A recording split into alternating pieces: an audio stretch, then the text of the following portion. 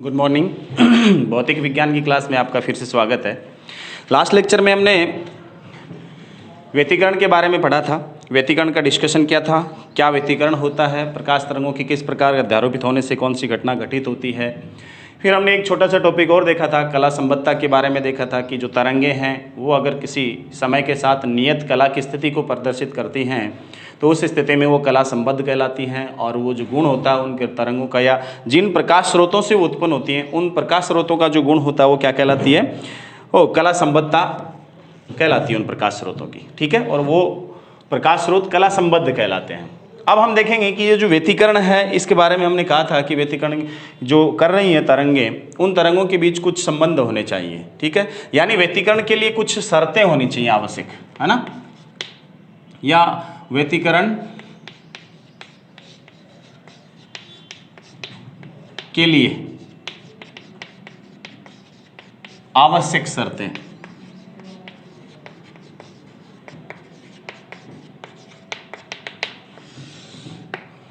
ठीक है, व्यतिकरण के लिए आवश्यक शर्तें। ठीक है, इनमें देखो क्या होनी चाहिए। जो भी प्रकाश स्रोत, सपोज आपने एक प्रकाश स्रोत है, उसी से अगर दो प्रकाश स्रोतों का निर्माण किया, कला संबद्ध हैं सपोज वो, तो ऐसी स्थिति में अपन करेंगे, सपोज उनसे तरंगे आ रही हैं, उत्सर्जित होकर आ रही हैं, तो ऐसी स्थिति में उन दो तरंगों के लिए अगर आपके पास तरंगे ऐसे आ रही हैं, दो तरंगे, ठीक है, फर्स्ट तरंग है और कौन सी तरंग है, दूसरी तरंग है, सेकंड तरंग है।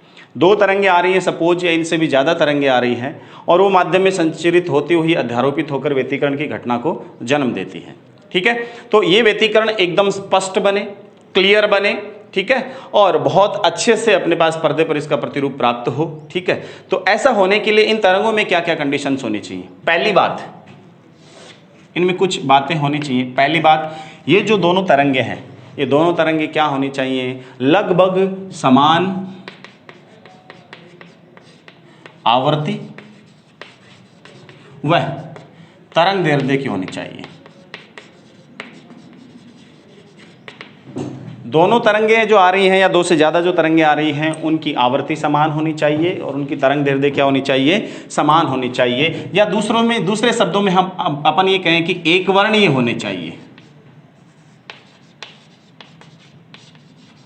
एक वर्णीय का मतलब एक ही कलर होना चाहिए, एक ही रंग होना चाहिए, एक ही रंग की जो प्रकाश किरणें होती है, प्रकाश तरंगे होती है, सॉरी, उनकी आवृत्ति और तरंग दैर्ध्य क्या रहती है, समान रहती है। ठीक है, तो एक वर्णीय होने चाहिए। प्रकाश स्रोत जो है जिनसे उत्सर्जित होकर ये तरंगे आ रही हैं वो कैसे होने चाहिए, एक वर्णीय होने चाहिए।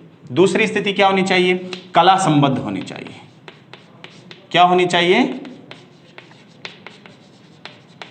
कला संबद्ध होनी चाहिए कि जो किरणें हैं या सॉरी जो तरंगे उत्सर्जित होकर आ रही हैं, जिन प्रकाश स्रोतों से उत्सर्जित होकर आ रही है, सपोज ये S1 और S2 से होकर आ रही हैं, S1 और S2 दो प्रकाश स्रोत हैं, उनसे उत्सर्जित होकर ये तरंगे अपने पास पहुंच रही हैं माध्यम में। ठीक है, तो अपन कह रहे हैं कि ये दोनों ही तरंगे क्या होनी चाहिए, कला संबद्ध होने चाहिए, यानी किसी समय पर इनके बीच कलांतर की स्थिति क्या होनी चाहिए, नियत होनी चाहिए। या अपन यूं कहेंगे दोनों जो प्रकाश स्रोत जिनसे उत्सर्जित होती है वो क्या होनी चाहिए, कला संबद्ध होनी चाहिए। ठीक है, तीसरी स्थिति इनमें क्या होनी चाहिए, ये तरंगे हैं, इनका आयाम लगभग समान होना चाहिए। होना तो चाहिए एग्जैक्ट समान, लेकिन थोड़ा बहुत ऊपर नीचे भी चल सकता है, लगभग समान होना चाहिए। क्यों, ऐसा क्यों होना चाहिए, इसके पीछे मेन रीजन क्या होता है, इसके पीछे मेन रीजन होता है कि अगर आयाम समान है तो जो कॉन्ट्रास्ट होता है, जिसको हिंदी में आप क्या कहते हो, विपर्यास,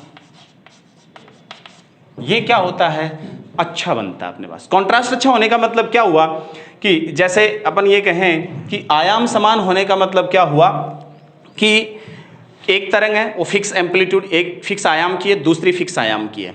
ऐसी स्थिति में अगर दोनों समान कला में मिलते हैं, यानी उनका जो ऊपरी सिरा वो ऊपर वाले सिरे से जस्ट मिलता है ना, यानी तरंग की ये स्थिति रहती है ये, और दूसरी वाली तरंग है उसकी स्थिति भी ये रहती है। ठीक है, आयाम दोनों का समान रहता है। सपोज इससे ये चीज मिलती है, इससे भी ये चीज मिलती है, दोनों का आयाम लगभग समान है। उस स्थिति में जब दोनों मिलेंगे तो उच्चिष्ट बनेगा, क्लियर उच्चिष्ट बनेगा, है ना, यानी बहुत अधिक आयाम बनेगा, क्लियर दिखेगा वो। और ये जो नीचे वाला है ये दूसरी तरफ अधिक दिखेगा एकदम से। ठीक है, अगर थोड़ी आगे पीछे है ना, अगर ये जो तरंग है, ये सपोज ये तरंग है और इसके साथ दूसरी तरंग कैसी है, ऐसे है, ठीक है, तो ये इसका ऊपर वाला सिरा और ये नीचे वाला सिरा दूसरी तरंग का। अब इनका अगर आयाम समान होता है सपोज, है ना, तो क्या होता है कि ये जितनी हाइट का है उतनी हाइट का इस तरंग का गर्त है, तो दोनों मिलकर के आपको क्या देंगे, इनका एक सीधी रेखा मिलेगा परिणाम, है ना। और अगर क्या होता सपोज इसका मान ऊपर वाले का एम्पलीट्यूड थोड़ा ज्यादा होता, नीचे वाले का थोड़ा कम होता, तो थोड़ा सा यूं मिलता अपन को, है ना, क्लियर नहीं मिलता, क्लियर एक लाइन नहीं मिलती, थोड़ी ऊपर नीचे होती, यूं मिलती हूं ऐसे, है ना, तो एकदम क्लियर जीरो नहीं मिलता, समझ गए। इसको अपन क्या कहते हैं, कॉन्ट्रास्ट है, दो चीजों के बीच क्लियर डिफरेंस करना, विभेद करना, वो स्थिति अपने पास क्या कहलाती है, कॉन्ट्रास्ट। सपोज अपने पास दो कलर है, उनको जस्ट एक बाउंड्री लाइन द्वारा अपन अलग दिखा सके कि यहां तक ये कलर है, जस्ट इसके बाद अगला दूसरा कलर है, इसको कहते हैं अपन कॉन्ट्रास्ट। कई बार क्या होता है कि एक कलर खत्म होता है, दूसरा कहां से स्टार्ट हो गया ये पता नहीं चलता, बीच में मिक्सअप रहता है ना, उसको अपन क्या कहते हैं, अच्छा विपर्यास, अच्छा कॉन्ट्रास्ट नहीं है, ठीक है। तो ये स्थिति होती है अपने पास, जैसे मोबाइल वगैरह या टीवी वगैरह में आप देखते हो तो वहाँ ये स्थिति देखने को मिलती है। कई बार कलरफुल टीवी उसमें ब्लर सी दिखती है इमेज, है ना, अच्छी नहीं दिखती, एकदम क्लियर नहीं दिखती, उसको कहते हैं उसका कॉन्ट्रास्ट अच्छा नहीं है। फिर आप कॉन्ट्रास्ट बढ़ाते हो उसका तो आपको एकदम क्लियरिटी दिखती है ना। तो ये तब होता है जब आयाम क्या हो, लगभग समान हो, ठीक है। उस स्थिति में जहाँ चमकीली फ्रिंज बनेगी वहाँ एकदम से चमकीली बनेगी, और जहाँ डार्क बनेगी वहाँ एकदम से अंधेरा मिलेगा आपको, है ना, वो कॉन्ट्रास्ट की स्थिति रहती है अपने पास। उसके बाद अपन कह रहे हैं कि जो तरंगे हैं वो एक ही ध्रुवण की अवस्था होनी चाहिए, एक ही ध्रुवण की अवस्था। दोनों तरंगों की ध्रुवण की अवस्था भी क्या होनी चाहिए, समान। आगे बढ़ेंगे अपन ध्रुवण की स्थिति क्या होती है, अपन विद्युत चुंबकीय तरंगें अपन पढ़ेंगे, उनमें ये देखेंगे कि जो प्रकाश है वो विद्युत चुंबकीय तरंगें होती है, और विद्युत और चुंबकीय क्षेत्र किस प्रकार से परिवर्तित होते हुए आगे संचरण करते हैं, और ध्रुवण तल कौन सा होता है कौन सा नहीं होता, कितने कितने प्रकार का प्रकाश ध्रुवित हो सकता है, वो अपन घटनाएं देखेंगे। तो अपन कह रहे हैं कि प्रकाश तरंगें जो आ रही हैं, अगर एक प्रकाश समतल ध्रुवित है तो दूसरी जो प्रकाश से उत्पन्न तरंगें हैं दूसरे स्रोत से, वो भी उसी प्रकार की समतल ध्रुवित होनी चाहिए। एक वृत्तीय ध्रुवित है तो दूसरी भी उसी प्रकार की वृत्तीय ध्रुवित होनी चाहिए, यानी उनकी ध्रुवण की अवस्था क्या होनी चाहिए, सेम। ध्रुवण के तल क्या होने चाहिए, सेम होने चाहिए दोनों तरंगों के, ठीक है। नेक्स्ट अपने पास क्या होना चाहिए, दोनों एक ही दिशा में संचरित होनी चाहिए। क्या होनी चाहिए, एक ही दिशा में दोनों का क्या होना चाहिए, संचरण होना चाहिए, ये स्थिति होनी चाहिए। दोनों एक ही दिशा में संचरित होने चाहिए ताकि अध्यारोपण हो सके। दूसरी अगली चीज क्या होनी चाहिए, पथांतर का मान बहुत कम होना चाहिए, बहुत कम होना चाहिए। तरंगे जो आ रही हैं इनके बीच पथांतर क्या होना चाहिए, बहुत कम होना चाहिए। क्यों, सपोज अपन करें कि एक तरंग यूं संचरित हो रही है, दूसरी तरंग है, और इन दोनों के बीच कुछ पथांतर है सपोज, इसलिए वो यूं संचरित हो रही है, ठीक है। तो इनका इतना सा भाग क्या होगा, एक दूसरे के साथ अध्यारोपित हो पाएगा। अगर इससे भी ज्यादा पथांतर है तो कई बार सपोज इतना पथांतर हो जाइए, लो ये तो यहाँ से तो आगे बढ़ चुकी रही है तब पहुंची है, इसका मतलब दोनों तरंगे मिल ही नहीं पाएंगी, इसलिए अध्यारोपण ही नहीं हो पाएगा। इसलिए अपन कहते हैं कि दोनों के बीच ये जो पथांतर होता है ना तरंगों का, ये बहुत कम होना चाहिए। ये दोनों का ये डिफरेंस होता है ना पथांतर का, ये बहुत कम होना चाहिए। दोनों लगभग क्या रहनी चाहिए, समान पथांतर, बहुत कम पथांतर के साथ लगभग समान सी रहनी चाहिए, है ना। इस प्रकार से देखो यहाँ पथांतर देखो बहुत कम है दोनों के अंतर, पथ का अंतर, इसलिए लगभग मैक्सिमम भाग इनका क्या हो जाता है, अध्यारोपित हो जाता है, और अच्छे से अच्छा व्यतिकरण अपन को प्रतिरूप मिल जाता है, ठीक है। नेक्स्ट चीज क्या होना चाहिए, पथांतर के साथ जो स्लिट है ना, यानी जो प्रकाश स्रोत है, कला संबद्ध प्रकाश स्रोतों के बीच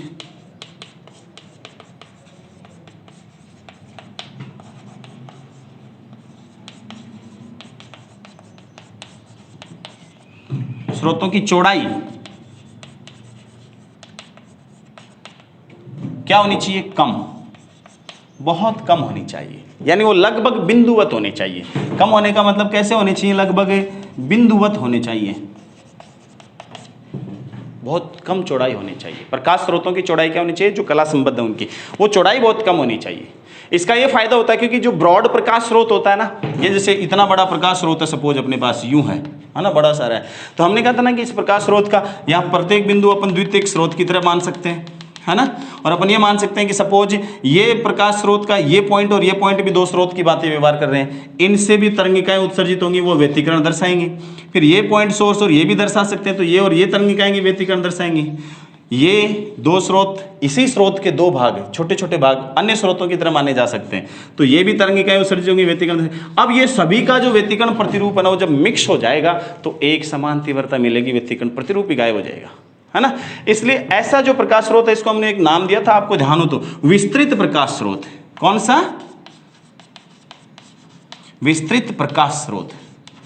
ऐसा प्रकाश स्रोत नहीं होना चाहिए, ब्रॉड नहीं होना चाहिए। जो लाइट सोर्स है वो अपने पास ब्रॉड नहीं होना चाहिए, वरना हमें एक समान तीव्रता मिलेगी, व्यतिकरण प्रतिरूप नहीं मिल पाएगा। इसलिए अपन कह रहे हैं कि जो प्रकाश स्रोत है उनकी चौड़ाई क्या होनी चाहिए? बहुत कम हो, लगभग पॉइंट लाइक होनी चाहिए, पॉइंट सोर्स होने चाहिए वो एक तरह से, ठीक है, ताकि क्या रहे, व्यतिकरण प्रतिरूप क्लियर अपन को दिखता रहे। फिर एक चीज और देखें इनमें कि ये जो अपने पास प्रकाश तरंगे आ रही हैं या जो प्रकाश स्रोत अपन ने लिए हैं, इनके बीच की जो डिस्टेंस है, इन स्रोतों के बीच की डिस्टेंस है, वो भी क्या होनी चाहिए? कम होनी चाहिए। यानी प्रकाश स्रोत जो है कला संबद्ध, वो पास पास होने चाहिए। ज़्यादा दूर होंगे तो पथांतर बढ़ जाएगा, ये पथांतर बढ़ाना नहीं है हमें, ये हमें क्या रखना है? कम ही रखना है, ठीक है। इसलिए ये कुछ शर्तें हैं जो व्यतिकरण, अच्छा व्यतिकरण प्रतिरूप प्राप्त करने के लिए हमें काम में लेनी होती हैं, और इनका हमें हमेशा क्या रखना पड़ता है? ध्यान रखना पड़ता है, ताकि स्पष्ट प्रतिरूप हमें प्राप्त हो जाए, ठीक है। इन शर्तों का आप ध्यान रखोगे। नेक्स्ट, ये जो व्यतिकरण का प्रतिरूप प्राप्त हुआ था, ये घटना जो आपको मिली थी व्यतिकरण की, इसका जो प्रायोगिक प्रदर्शन था, है ना, एक्सपेरिमेंटल जो शो था, वो किसने किया? सबसे पहले यंग ने किया, है ना, यंग ने किया। यंग डबल स्लिट एक्सपेरिमेंट के नाम से वो जाना जाता है, ठीक है। तो यंग डबल स्लिट एक्सपेरिमेंट क्या था, उसने कैसे प्रयोग किया, क्या रिजल्ट उसको मिला, और फिर उसने उस रिजल्ट की व्याख्या किस आधार पर और कैसे करी, वो अपन देखते हैं। शुरुआत में देखो क्या किया यंग ने, बहुत सिंपल सा तरीका अपनाया। उसने कार्डबोर्ड लिया, ये कार्डबोर्ड का मतलब जानते हो? गत्ता जिसको अपन कहते हैं, ऐसा गत्ता, है ना, जो कार्टून आता है ना, उसका गत्ता काट के ले लेते, वो गत्ता हो जाता है, वो कार्डबोर्ड होता है एक तरह से। उसने वो गत्ता लिया, है ना, गत्ते के पीछे एक सोर्स ले लिया, प्रकाश का स्रोत ले लिया, ठीक है, और स्रोत भी क्या लिया? लगभग सूर्य का प्रकाश था ना, उसी पे उसने एक्सपेरिमेंट किए थे। इनिशियल जो एक्सपेरिमेंट्स थे उसने सूर्य के प्रकाश पे किए। उसने कोई हॉल रखा, ठीक है, कमरे में, और उस हॉल में एक गत्ता लगा दिया, और गत्ते में उसने छोटा सा छिद्र कर दिया, ये, ठीक है। तो ये अपने पास जो स्रोत था, सन जिसको अपन कहते हैं, ये स्रोत उसने काम में लिया, सूर्य को स्रोत के रूप में काम में लिया। यहाँ तक पहुँचते पहुँचते सूर्य की तरंगें किसके रूप में मिली उसको? समतल तरंगागर के रूप में यहाँ आती। तो इस गत्ते में उसने छोटा सा छिद्र कर दिया, बहुत छोटा सा छिद्र, ऐस कर मानते हैं, और ये जो छिद्र क्या, ये छिद्र दूसरे प्रकाश स्रोत की भांति व्यवहार करता है। यानी ये सन था, ये तो दूर था, इस गत्ते में जो छिद्र लिया तो यहाँ एक छोटा सा हॉल बन गया और उससे लाइट आ रही थी, ठीक है। तो ये भी एक प्रकाश स्रोत की भांति मान लिया गया। अब उसने क्या किया कि ये ध्यान देने लायक बात ये थी कि प्रकाश स्रोत है वो कला संबद्ध होने चाहिए, ये अपन ने देखा था। अब कला संबद्ध कैसे प्राप्त करें? कला संबद्ध प्रकाश स्रोत प्राप्त करने की विधियां दो हैं, आगे पढ़ोगे आप आगे की कक्षाओं में। पहला तो है तरंगागर का विभाजन,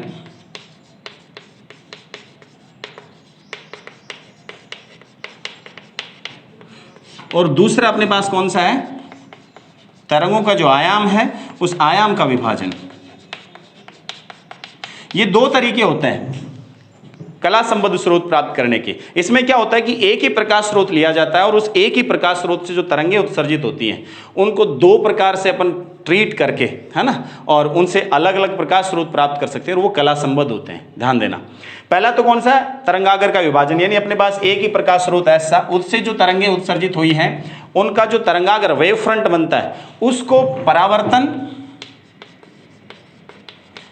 या अपवर्तन,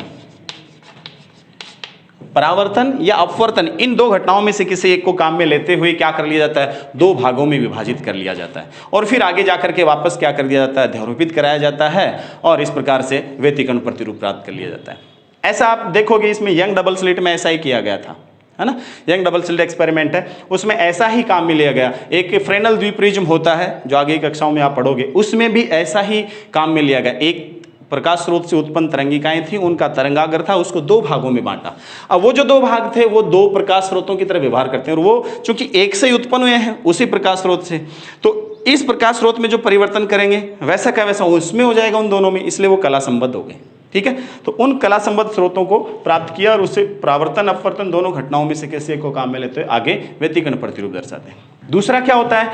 ये जो तरंगें उत्सर्जित होती हैं, तरंगों का जो आयाम है ना, उसका आंशिक परावर्तन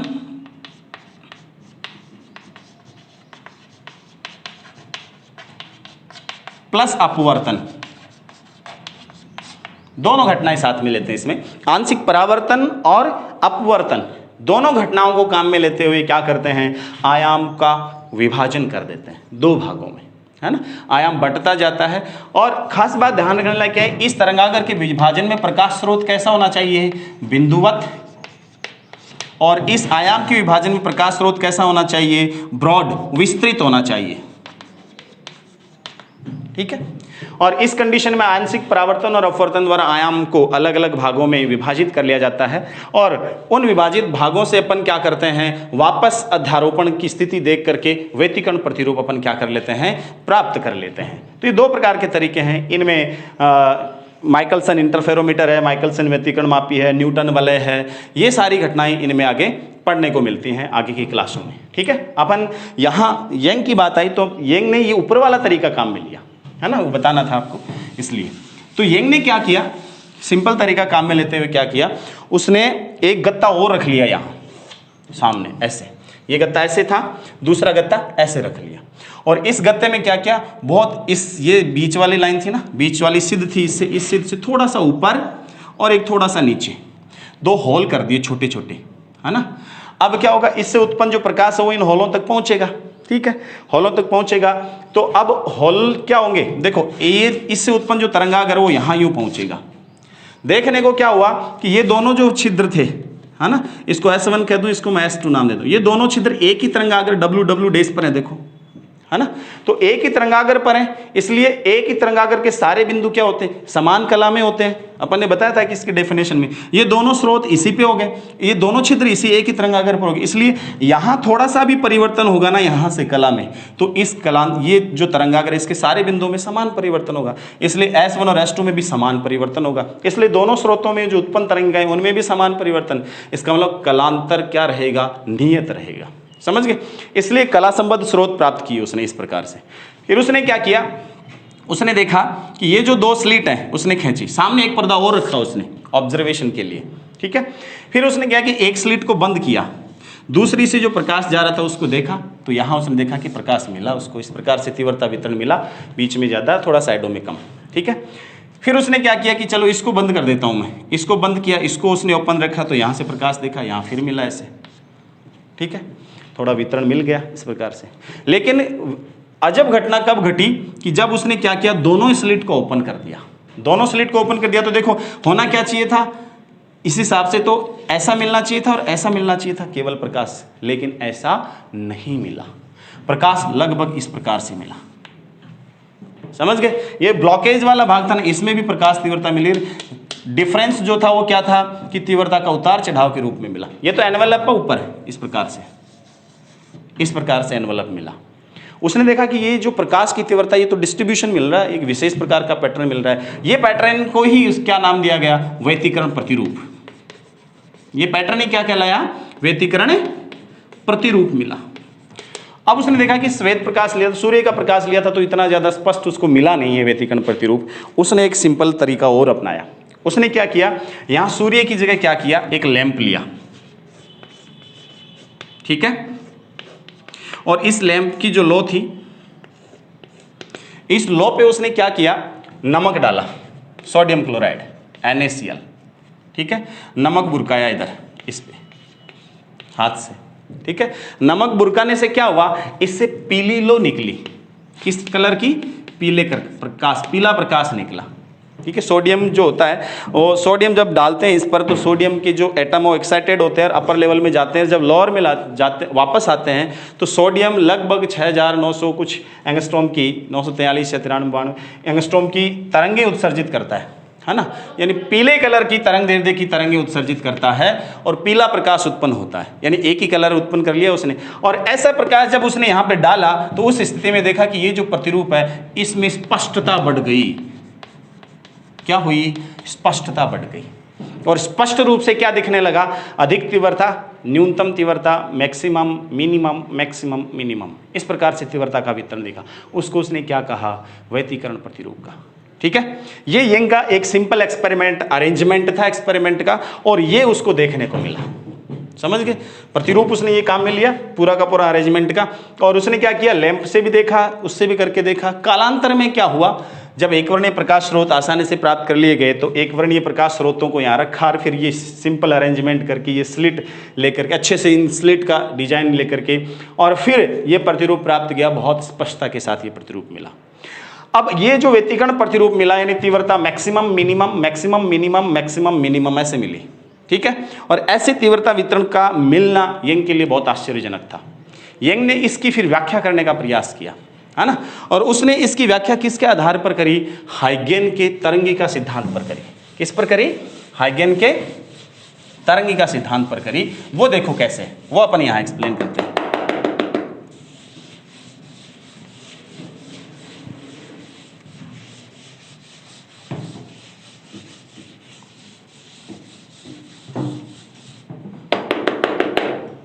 ठीक है, क्या था, एक पहला गत्ता, उसमें छोटा सा एक स्लिट जितना छिद्र, छोटी सी स्लिट बना ली अपन, एक छोटा सा छिद्र, इसको मैं एक प्रकाश स्रोत का नाम दे देता हूं एस, ठीक है। सामने इसके जस्ट सामने उसने एक पर्दा लिया ये वाला, और इस पर्दे में उसने क्या किया, दो स्लिटें ली।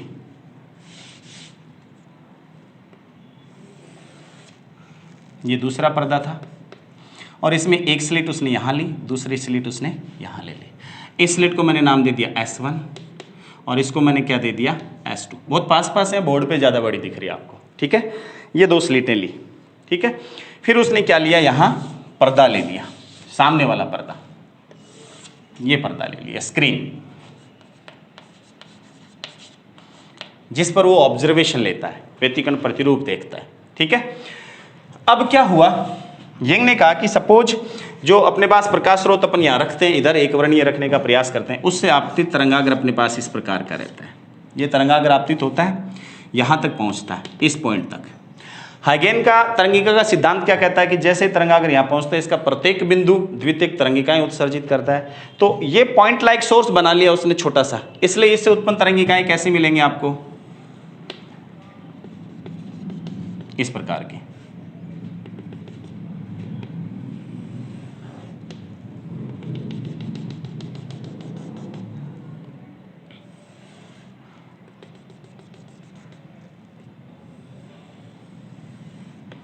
इस प्रकार की, ये देखो स्लिट यहाँ है ना, यहाँ आपको इसलिए बंद दिख गया कि तरंगाग्र आ रहा है, इसको मैं डब्ल्यू डेज कह देता हूँ।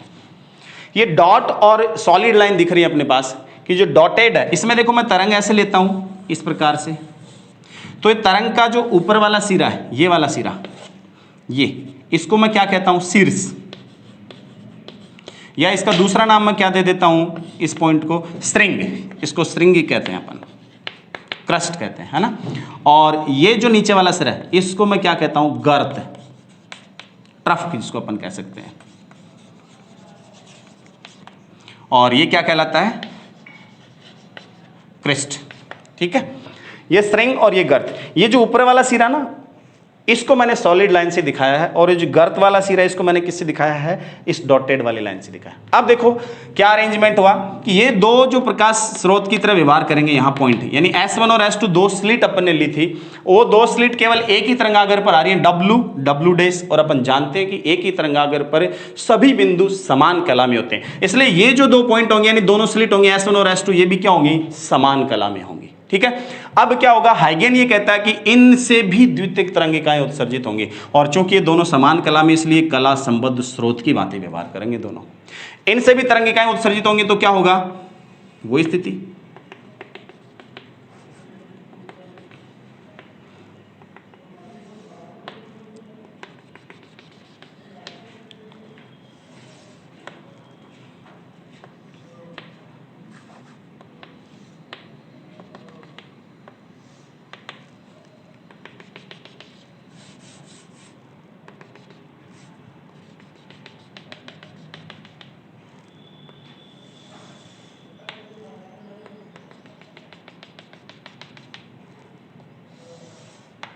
ये स्थिति थी, एक से उत्पन्न तरंगिकाएं,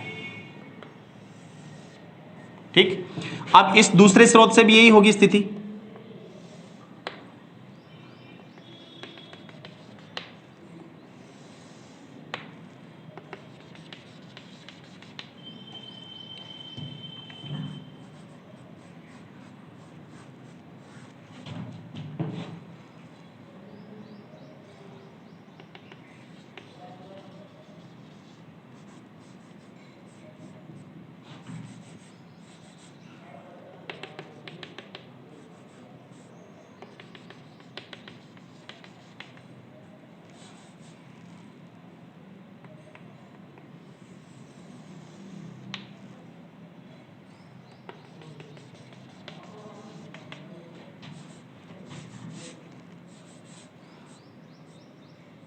थोड़ा सिमेट्रिक देखना, सिमेट्रिसिटी के साथ।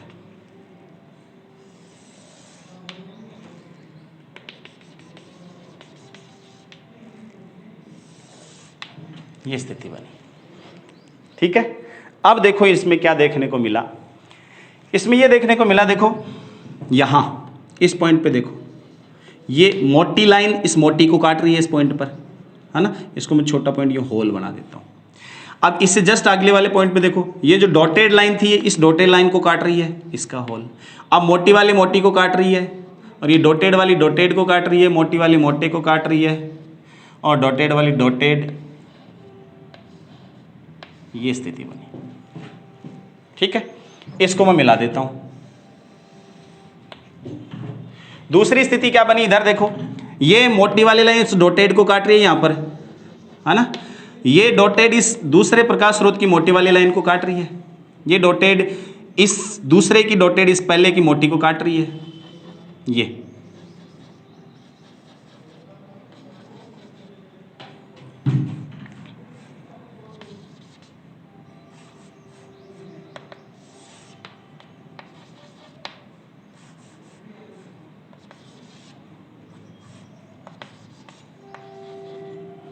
इस प्रकार से इनको मिलाते हैं,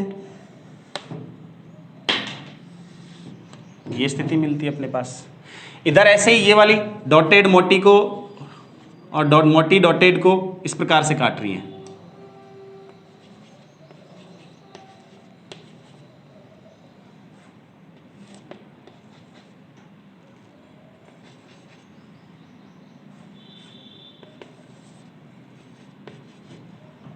तो इनको मिलाते हैं तो अपने पास ये स्थिति बनती है। थोड़ा चौड़ा बन गया, कोई दिक्कत नहीं है, लेकिन जो बात है वो आ गई। इसमें क्या बात आई कि होता क्या है, यहां देखो ये बात हुई थी ना अपने पास, शीर्ष यानी श्रृंग। श्रृंग किसको बताता है, इस मोटी लाइन को। इस मोटी लाइन को कौन बताता है, श्रृंग। और गर्त से किसको बताया जाता है, इस डॉटेड लाइन को।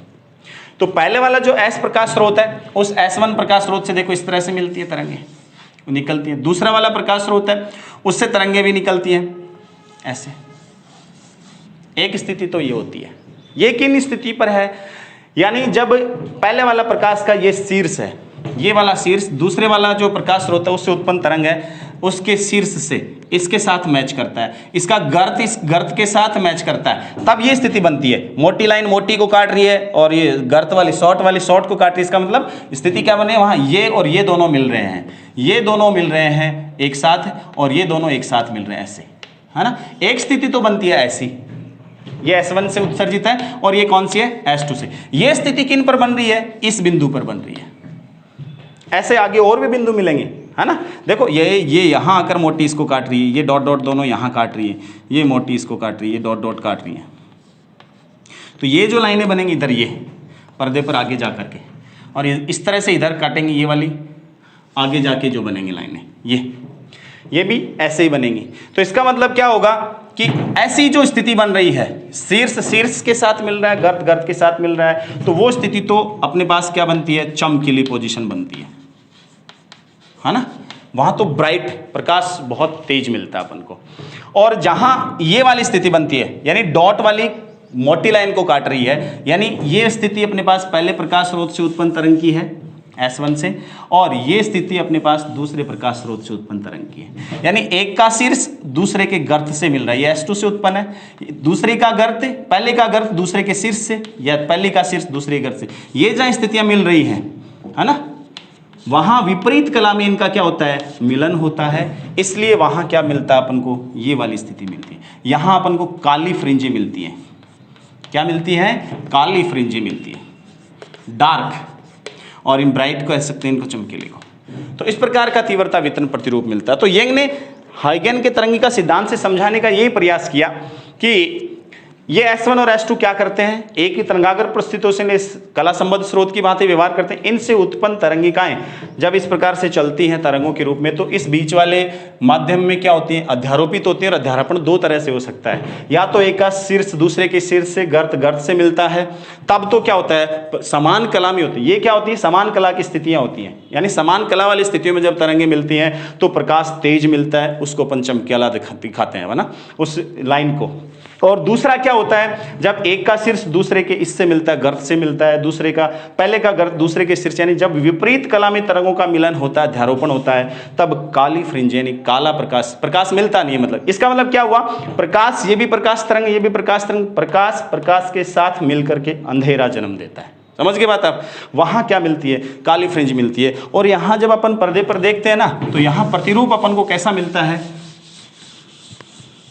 ऐसे यहां प्रतिरूप मिलता है, इस प्रकार का बीच वाला जो भाग है वो अपन को कैसा मिलता है, ऐसे चमकीला मिलता है ना, ऐसे चमकीला मिलता है बीच वाला भाग, ठीक है। इसके बाद काला भाग मिलता है, उसके बाद फिर चमकीला भाग मिलता है अपन को, इस प्रकार से, फिर काला इधर मिलता है और फिर चमकीला भाग मिलता है, ये वाला भाग मिलता है। बड़ा दिख रहा है इसलिए, छोटे रूप में दिखाएं तो अपन को क्या दिखता है, एक चमकीली फ्रिंज मिलती है, फिर काली, बीच में फिर अगली चमकीली, फिर काली, फिर अगली चमकीली, फिर काली, फिर अगली चमकीली, फिर काली, फिर अगली चमकीली। ये क्या कहलाता है, व्यतिकरण प्रतिरूप कहलाता है।